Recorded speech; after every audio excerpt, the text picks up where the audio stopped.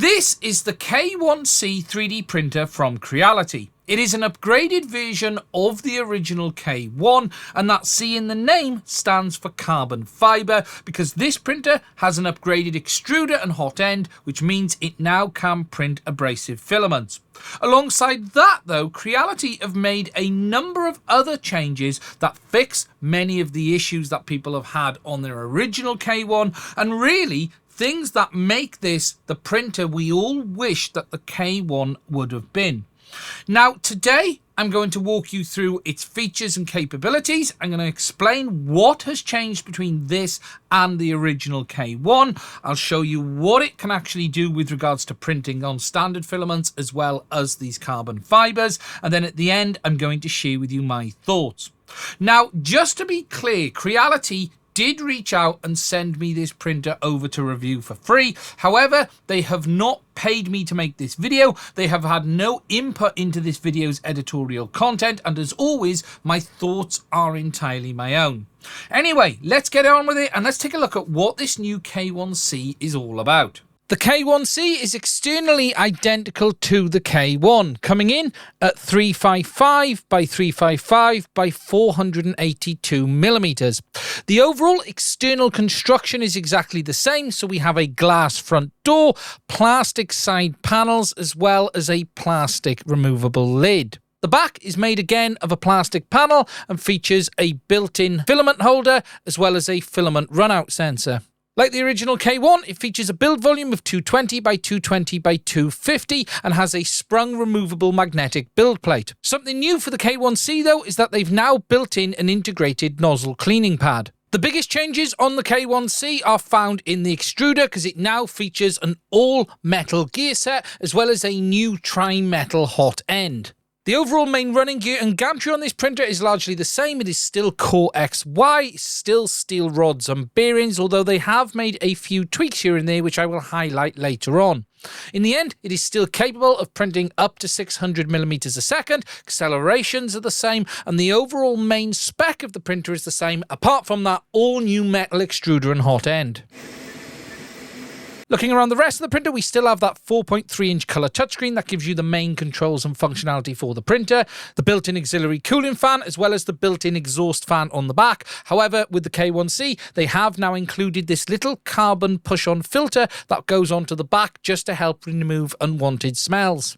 As standard, they now include their AI camera, which is not only ideal for time-lapse video, but it does pair with their new onboard software, allowing it to detect objects, for instance, in the print area. And one final little change is the fact that they've now included the larger rubber feet as standard on this printer.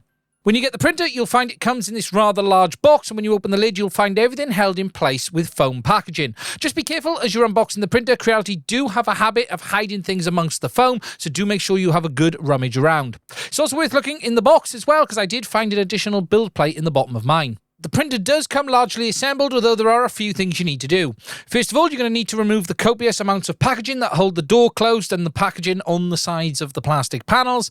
Once that's done, you're then going to need to fit the display. It comes in this box here with some additional accessories. This will contain the display itself. You'll have a little box with some additional parts in, as well as a small spool of the fast PLA filament. There are also a couple of other little odds and ends as well, which we'll look at in a minute. Fitting the display is fairly straightforward. You simply plug the connector into the back, latch it onto the slots, and then press down to lock it in place. The next thing you'll need to do is remove the screws inside that hold the build plate. There are 3 of these located inside, 2 at the front on each side and 1 at the back. You'll simply need to unscrew these to allow the build plate to release, ready for the setup. Then it's simply a task of fitting the front door handle, fitting the spool holder onto the rear with a push and twist, and then installing the carbon filter. Then the final task is to simply take the lid and drop it in place on the top. Once all of this is done, you can then power up the printer, follow the on-screen instructions for the setup, the Wi-Fi connectivity, and then allow it to perform its calibrations, and you're ready for your first print.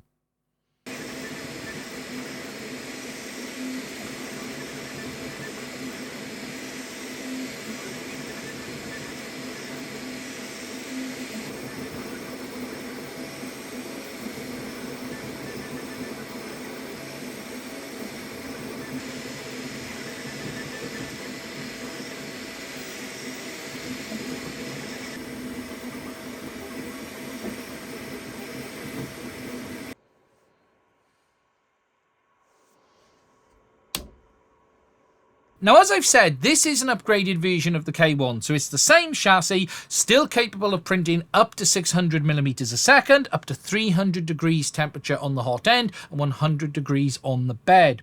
It is still based on Clipper, and you can root this printer and play with the software yourself, giving you full customization via that open source route.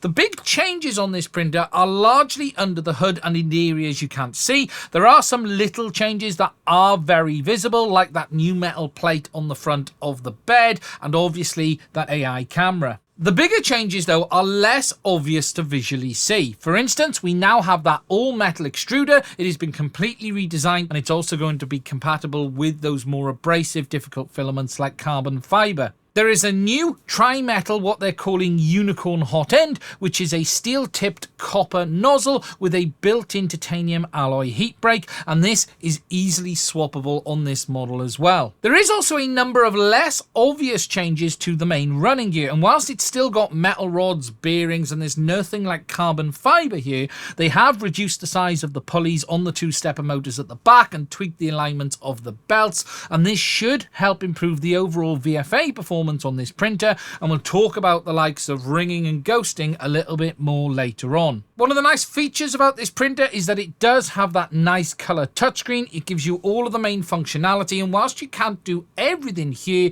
it does give you enough controls to get yourself up and running, and there isn't really too many things that aren't here compared to what you'd expect to find in the main settings. Really though, this printer is designed to be driven from the Creality software, and they've done a great job of giving you lots of options. For instance, you have the Creality slicer that does a decent job of slicing your prints and getting them onto the bed. It's not the most feature rich, but it's not the most difficult either. About my only complaint on the Creality slicer is the fact that it is quite limited with the number of filament profiles. You also though have the Creality app, which allows you to not only view the printer but send prints direct via the Creality cloud platform. What's really good though about the way Creality do things is they don't force you down any specific route.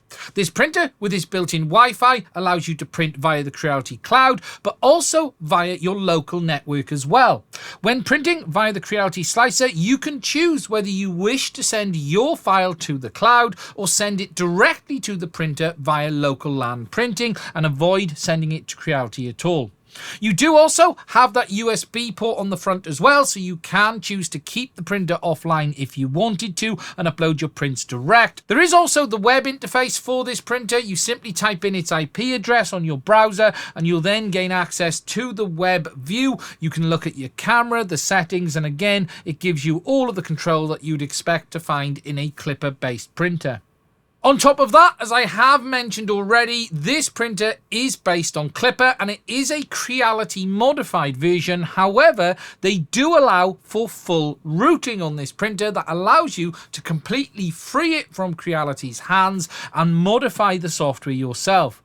A community has built up around this side of things, and whilst for me, I don't personally see the need or benefit for me to route this printer, it is something that Creality allow and support, and there is an option for it directly in the menu of this printer, and there are no restrictions around how long you're going to be able to do that. You can simply choose to route the printer and then crack on with the open source software. Now, in this video, I'm not going to give you a step-by-step on how to use this printer, but I am going to do a start to finish with one print, and then we'll take a look at the quality of the other prints that I have had.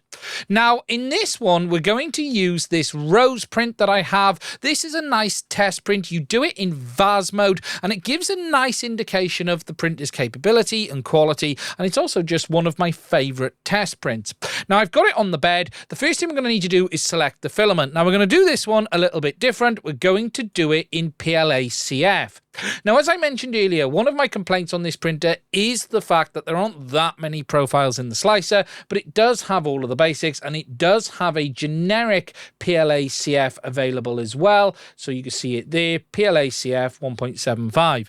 The actual filament that I'm using here today is a Bambu filament. It is their PLA CF, and that's what we're going to use for this print. Next, we're going to need to just modify this profile a little bit. We're going to need to go into special modes and we're going to turn on spiral. I already had it on there, but you're going to want that on to give us that VAS mode print. And then if we click slice, you will then see that it will take out the main bulk of this print in the middle and leave us just the outline of it, and it's going to then print that in VAS mode. If I then just scroll down, you will see it'll print the bottom plate, and then as I move up, you will see it will simply print the outer shells all the way up to the finished print. Now, as I've said, the real great thing about the way Creality do this is we have lots of options with regards to getting it on our printer. We have upload to Creality Cloud, export to local, so that will be USB, or we have LAN printing. If we click on LAN, click confirm, we then can see our K1C is shown. We can select that printer. We then have some options, so we can say if we want it to do bed calibration, and we then got the option of either sending the G-code to the printer down the bottom here, or one-click printing. One click will simply send it to the printer and begin. If you do one click, you do just need to be careful that there isn't anything already on the bed. What I'm going to do though is send the G-code to the printer, and then when I go over, we'll see it's ready to go. So if I now come over to the printer, if I go into the prints, you can see that it's there. I can then click on it and click print.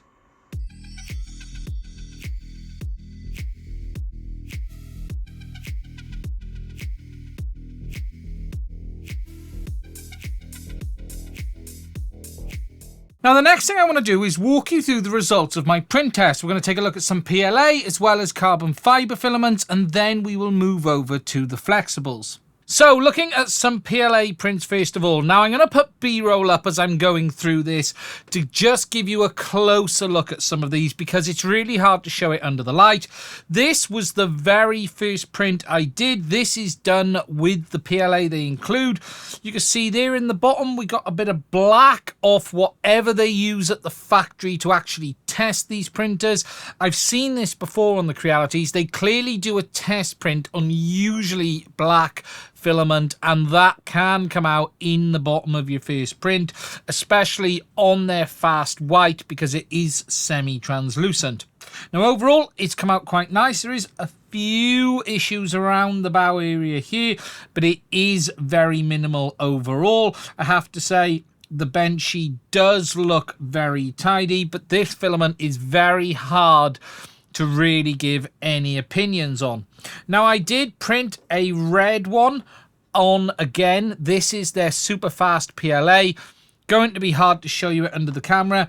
We've got some slight sort of ridges here on the bow. This is actually quite normal for these fast benchies. These are not designed to come out perfect. I'll try and put the B-roll up just so you guys can have a look over it.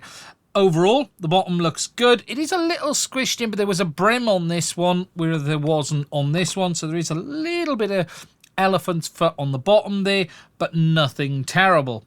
Now, the next print that I did was this. Now, this is a baby Yoda or Grogu, depending on who you are and who wants to argue with me over it.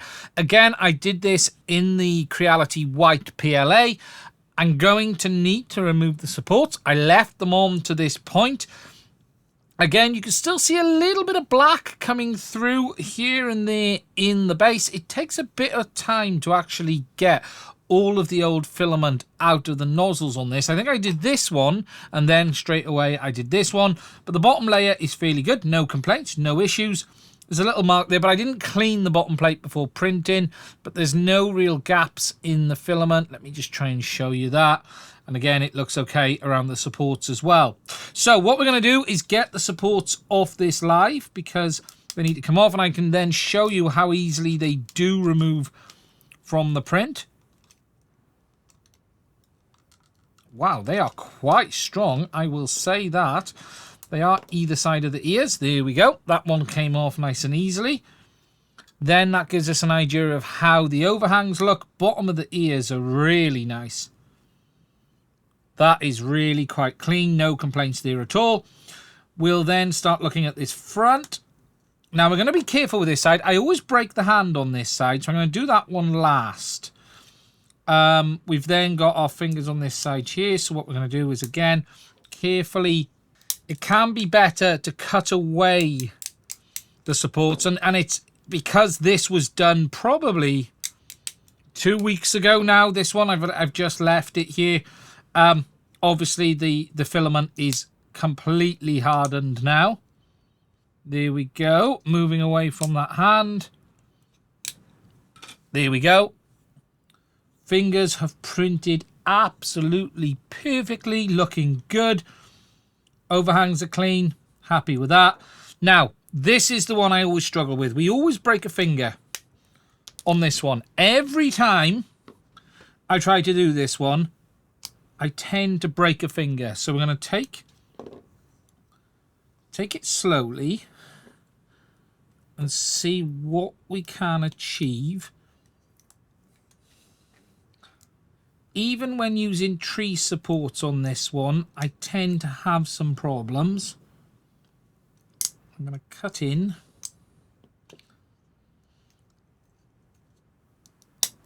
Right. Again. Every single time. I've got to change the way I do the supports on this print. I can't knock the printer. The fingers are in there. It's the filament and the way you can see the two fingers there. Every single time I date one of these out, but I do it. Overall, though, I have to say another disfigured Groku, but the overall print quality looks really, really clean.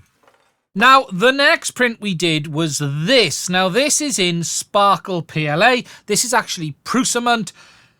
And I have to say, this has come out cleaner than any other version of this that I've done on any printer. I've printed this on every printer I've got, the Bambus, the K1. And this is printed with no supports. It is printed as it comes here. And this one is the cleanest I have seen, period. It was printed with that standard PLA profile, the generic. And where it really shows this is under the arms.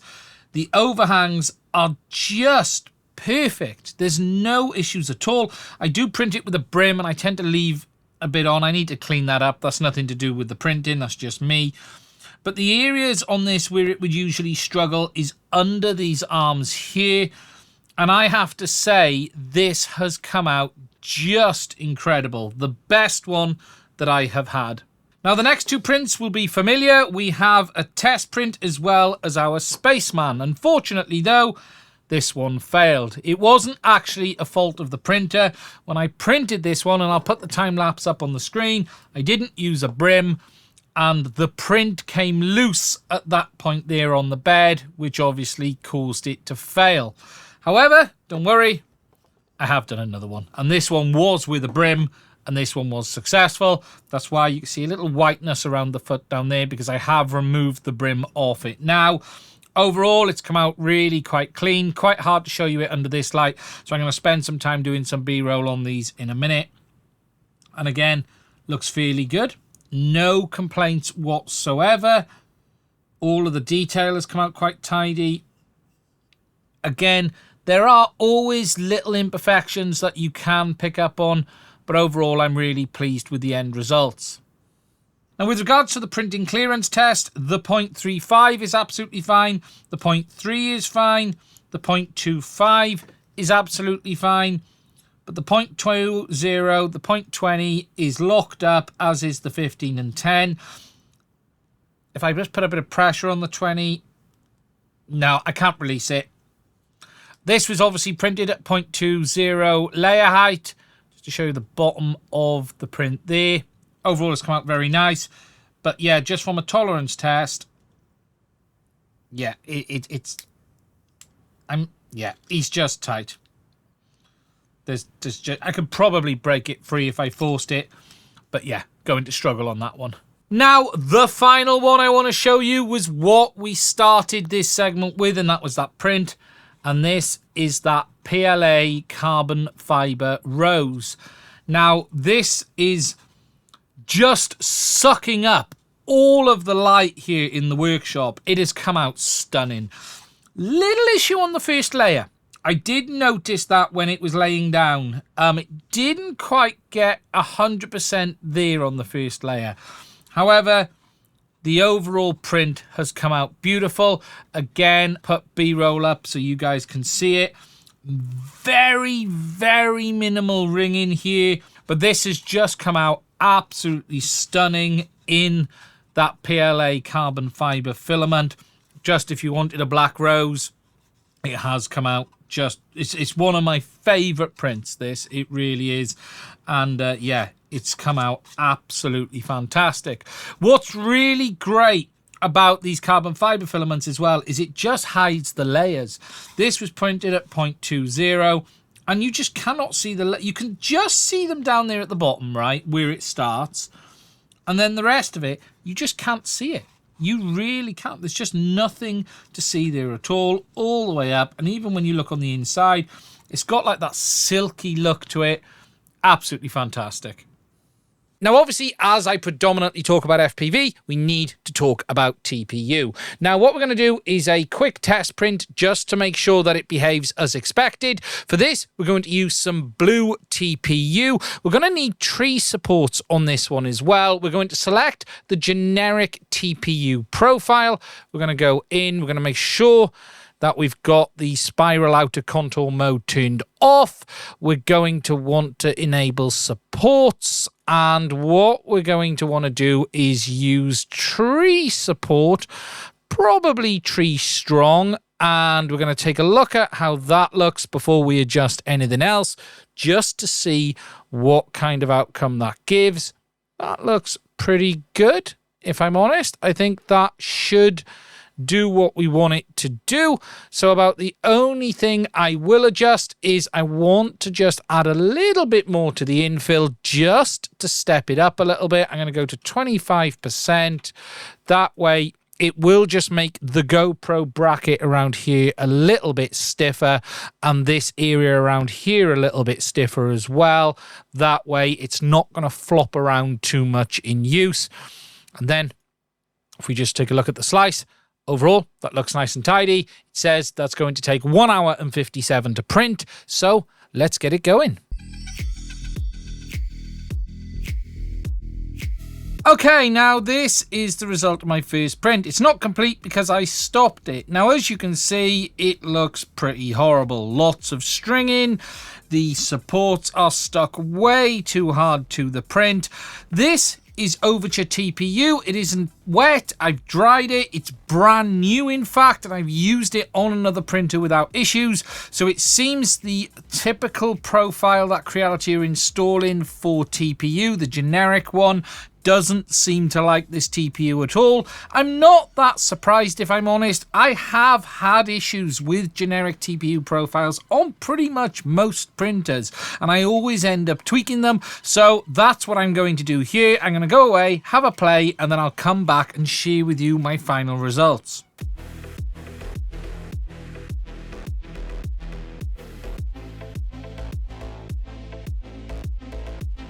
Okay, now this is still attached to the build plate, so what we're going to do is get this removed. I've done some tweaks on the profile. Still a few more things that we need to do. I didn't use any glue there to help with adhesion.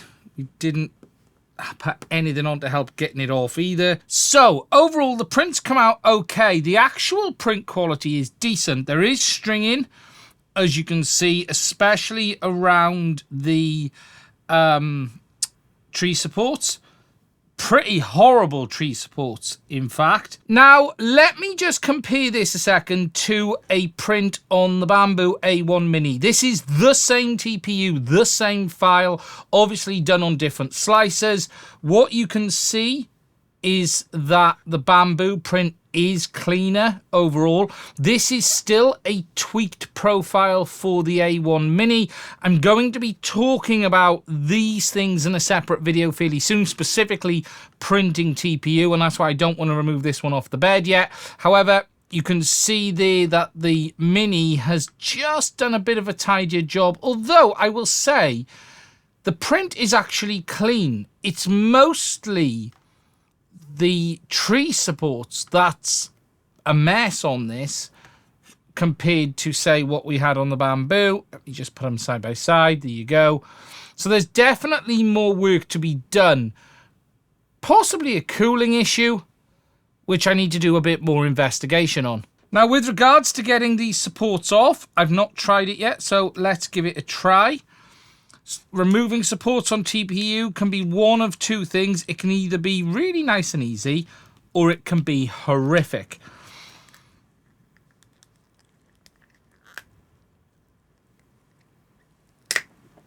It's not too bad, not the best, not the worst.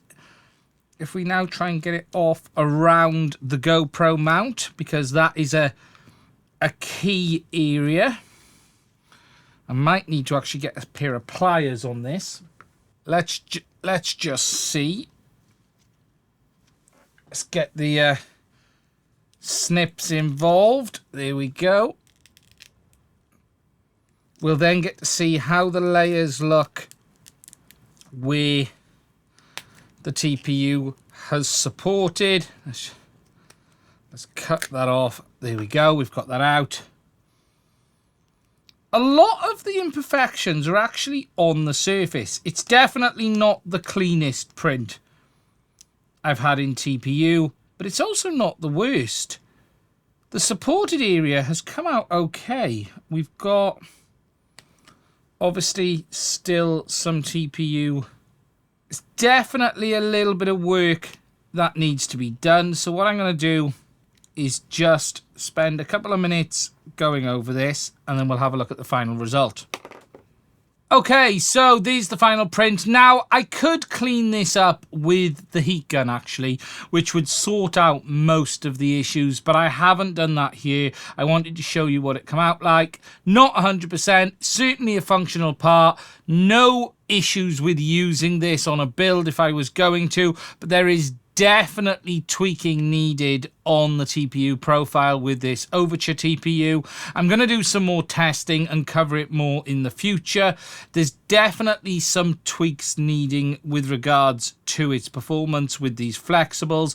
The overall print quality is very good. It's just there are places that you're getting a lot of zits as a result of the retraction points, but also where the supports were in as well. I think there needs to be a bit more gap on the supports just to help with the removal, and that then should in the end improve the overall print quality. Okay, so to share with you my thoughts on the K1C, having spent a bit of time with it. This printer is very, very good, and whilst it definitely isn't perfect and it still has some quirks like the original one, which I'll talk about in a minute, it is the printer I think the K1 should always have been. Creality seemed to have taken everything that was good with the K1 and left it alone, and then tweaked the bits that were not so good. So for instance, we've got an improved extruder, and whilst Creality have been tweaking that continuously on the release, this definitely seems better. We've got that new hot end. They've improved the top end with regards to the belts and the pulleys, and overall it is giving really good results. I'm not going to say it is dramatically better than the K1, but where they've improved it is with regards to the ringing performance or ghosting. It is definitely better than my version 1 machine. I'm not going to say it's perfect. There are always things that can be improved. My original K1 wasn't particularly bad, but this is definitely better. It's great that you can now print carbon fiber filaments, and there are lots of little changes that are just making this a better printer overall. As I've said though, it isn't perfect, and there are things on this that Creality haven't improved. For instance, it is still a very noisy printer. The fan in the base that cools the CPU on this is very loud, as is the main cooling fans in the top, and it is as loud as it was on the original one, and it's one of the louder printers on the market. But that isn't to say the likes of the Bambus are particularly quiet, because they're not. But if you're wanting to put this in a quiet environment, you are going to want to potentially make some changes. What's worst about this is the noise that it makes when it's not printing. That CPU fan in the base is just always running, and it's quite loud. It's something you're probably going to want to upgrade with a Noctua. Alongside that, the door hinge still is a bit of an issue on this printer. There is a limited opening angle. However, there are modifications out there that you can make, but I think it would have been nice if Creality had done something on the door hinge, considering just how many people break these. What they've done well, though, is change the parts that make a difference, and I'm really pleased with the results that I've had from this printer. There are always areas that I can criticize, and there's definitely more work to be done on the profiles for TPU, but overall, it is definitely an improvement on what came before. This isn't a night and day improvement between the K1 to the K1C, but it is definitely a better printer. And if you were looking to buy the K1, I would simply skip it and get yourself the K1C, because in my opinion, it is definitely a better option. With regards to choosing between this and the likes of the P1S, that is a very complicated subject now, because in the past it was a bit of a no-brainer. Today though, this is a very good printer, and I'm not exactly sure what reasons I could give you to choose the Bambu over this now, based on the results that I've seen. And it's actually worth taking into account that there are many things about this that make it better, including how open Creality have been with the likes of routing, how they behave with their online and offline capabilities, and the potential for upgrades on this in the future compared to what you may have on the Bambu. In the end, Creality have taken what they did well on the K1, improved on the bits that weren't so good, and delivered an absolutely solid printer. And if you're interested in getting one, there will be a link to it in the description. I don't have confirmed pricing at the point of me making this video. However, I believe it's going to be about $560 in the US or £512 in the UK. For that, you're getting this new version of the printer, as I've discussed here today. That link in the description is an affiliate link, and I will receive a small commission if you use it. However, that affiliate link has not changed my opinion on the product. Overall, I am really impressed with what Creality have done here on the K1C, and it's great to see them bring this new model out and resolve many of the complaints that people had with the original version. And as I've said, if you're interested in getting it, the link is below. Now, I am really interested in knowing what you think. If you have any questions, please do put them in the comments below. There will be a link to this printer, the Bambu printers, and I will be releasing some content on printing TPU on the channel in the future. So if you're interested in seeing that, please do make sure you are subscribed. There will be a link to my original K1 review in the description as well, if you're interested in checking it out. And as I've said, if you want to buy yourself one of these, there's a link below too. Anyway, that's it from me. Please don't forget to subscribe if you found this video interesting. If you'd like to support the channels, there are links to my Patreon in the description down below as well. Stay safe, and I will speak to you soon.